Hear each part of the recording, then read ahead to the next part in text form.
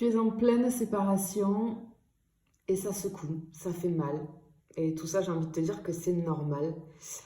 Mais ici, on veut t'expliquer pourquoi et je vais t'expliquer pourquoi. Tu le sais, je suis cartomancienne, mais pas que. Je suis thérapeute spécialisée dans le sentimental. En fait, ce que tu pleures là, c'est pas uniquement la personne avec qui tu étais, c'est la relation que tu avais construite avec cette personne. C'est l'image que tu avais imaginée de cette relation. C'est le confort de ce lien que tu avais avec cette personne, la routine qui s'était installée. Mais ce qu'on ressent, c'est que là, ça en était arrivé à un point où c'était pas bon pour toi. En fait, c'est le nous que tu pleures.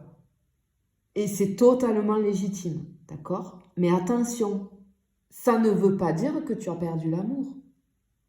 Parce que tu as quitté ici quelque chose, avec cette séparation, tu quittes quelque chose qui n'était plus aligné avec la personne que tu es en train de devenir. Demande-toi, est-ce que cette relation, elle nourrissait mon expansion ou est-ce que ça m'épuisait? Et si tu es honnête, tu connais déjà la réponse. Ici, ce qu'on veut te rappeler, c'est que cette séparation-là, ce n'est pas une punition. C'est un passage initiatique, c'est-à-dire que tu es en train de te libérer d'une histoire que tu aurais continué par loyauté, par habitude ou par peur de la solitude. Et ça arrive très souvent, je le vois moi sur toutes les personnes que j'accompagne par rapport aux problématiques sentimentales, très souvent c'est ça. Et du coup, ça fait que maintenant, tu es face à un espace vide.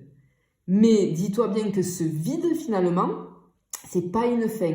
C'est un terrain fertile. Ça te prépare à tes prochaines relations. Tu vois? On a vraiment quelque chose comme ça ici. Ok. Allez, on va aller voir un petit peu plus loin. Mais oui, c'est pas facile et ça secoue. Et j'ai envie de te dire que c'est normal.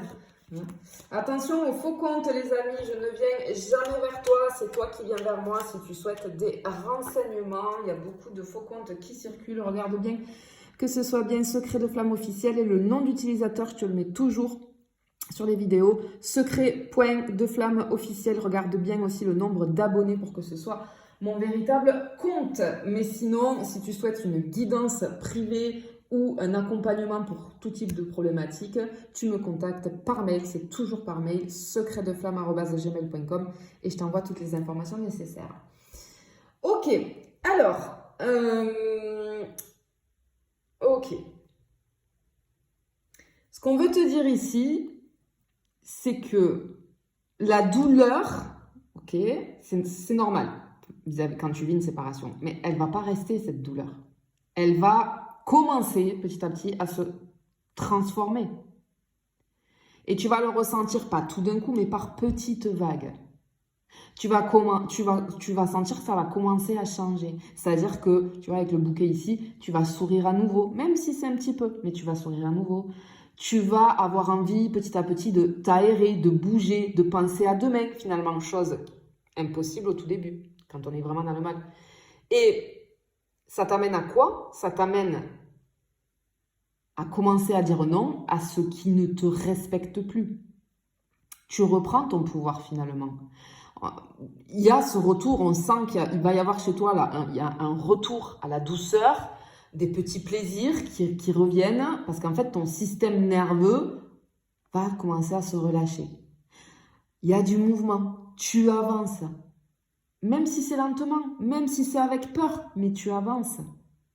Tu vas retrouver de la clarté, c'est-à-dire que tu vas devenir lucide. Et à partir de maintenant, tu ne toléreras plus l'incohérence dans une relation, les non-dits, les relations qui sont un petit peu à moitié. Parce que dis-toi bien que ce que tu tolères détermine ce que tu vis. Tu vois? Et tu vas commencer à voir que finalement, cette séparation, c'était un vrai cadeau déguisé finalement. Peut-être que là, tu t'en rends pas compte, mais très bientôt, tu vas comprendre.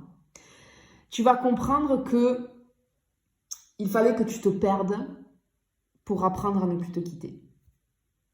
Ça, je le dis très souvent aux gens que j'accompagne. tu vas comprendre, je le répète, qu'il fallait que tu te perdes pour apprendre à ne plus te quitter. Médite sur cette phrase. Hein? C'est très important, très important. On voit, tu es dans la souffrance, mais on voit que tu vas rebondir et il y a du mieux qui arrive pour toi. Il y a du mieux. Cette séparation, c'est un cadeau finalement. C'est un cadeau.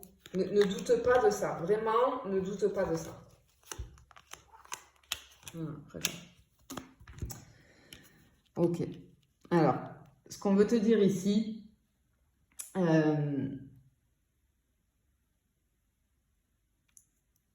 tu vas reconstruire mais différemment.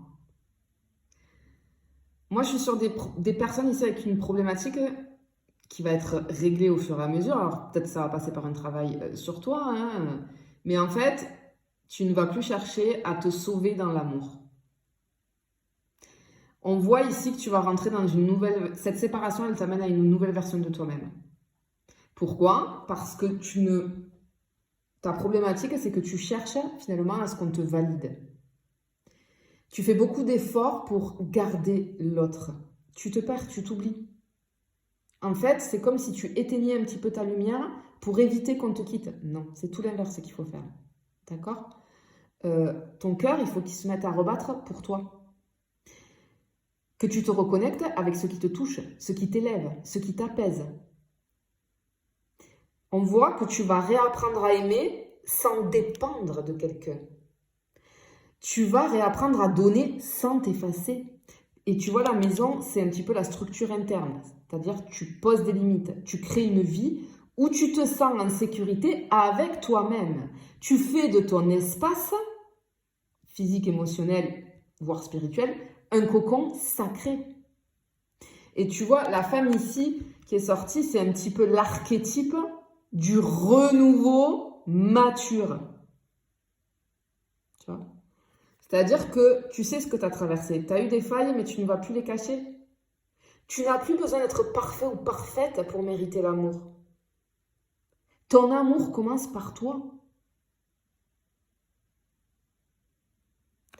Et j'ai envie de te dire une autre phrase aussi que je dis très souvent. Et tu peux te la répéter, c'est « Je ne cherche plus l'amour pour combler un vide. J'accueille l'amour quand il respecte mon plein. » Et ça, c'est super important de le comprendre. Hein? Ce qu'on veut te dire ici, c'est que ta rupture, ce n'est pas une fin. C'est un retour à toi-même. Tu t'es pas perdu, tu t'es juste oublié un moment. Et cette séparation, elle te force à revenir vers un endroit que tu avais abandonné, toi-même. Tu crois qu'avec cette séparation, tu as échoué? Non. En réalité, tu as cessé de te trahir. Tu quittes une histoire, mais maintenant, tu vas écrire la tienne, différemment. Différemment. Et ça, c'est très important. Il faut vraiment que tu le gardes à l'esprit. Il faut que tu tournes les choses de cette façon-là. Tu t'es réveillé, tu n'as pas échoué. Cette relation, elle n'était plus sur la bonne fréquence pour toi.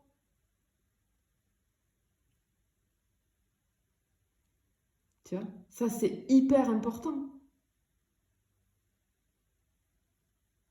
Et ce qu'on veut te dire ici, clairement, c'est que là, ok, tu es en séparation, mais il y a un basculement qui arrive derrière. Voilà, il y a un basculement qui te ramène à toi-même, qui va te permettre de guérir beaucoup de choses pour t'ouvrir à un amour beaucoup plus sain et à des rencontres beaucoup plus saines. Voilà. Mais dis-toi bien que tu mérites l'amour, comme tout le monde. Je te fais des bisous, je te dis à bientôt.